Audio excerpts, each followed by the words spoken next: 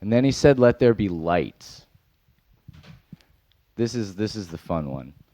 Light is like pure energy, right? It's the vibrational, like light is the same thing as sound, is the same thing as like material. It's like manifesting pure consciousness into a physical form.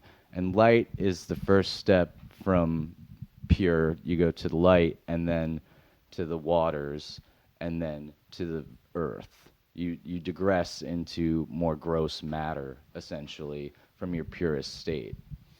Thoughts? So you're so you're saying that let me make sure I understand what you're saying. Light, you're kind of hierarchically light. Light's hierarchically up there more than Earth, Closer to godly. closer to God. All right, but I don't have a problem with that because light gives a like I there's lots of times in my life where when I have to turn the light on because I need that light so I can see better. You know what I mean? And I run into people. I was on a plane the other day, and the girl next to me was reading, and I said, "You want me to turn your light on?" She goes, "Oh yeah," and I turned her light on so she'd have more light, so she'd be able to see what she's reading. So that's to me, kind of take that and kind of talk about light in terms of we need to see better, so we need the light, and I think that's I'll go with you and say that's a higher thing. That's a godly thing going up there, leading Right. to God. But then we also need the earth. We need to be grounded.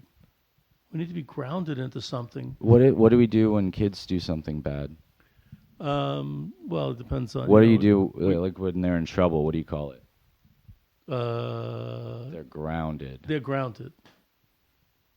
Yeah. because we're sinners. Oh, is that why? Well, that's And then interesting. we can talk about sin because sin is. We'll get there. Yeah.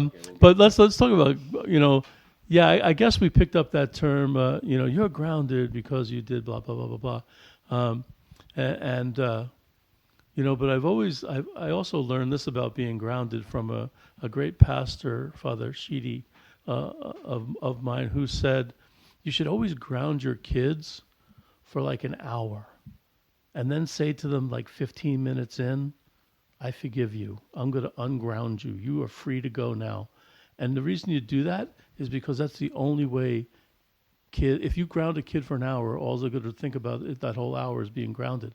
But if you forgive them, they're going to think about forgiveness. And maybe if I don't do it, then I won't need that forgiveness.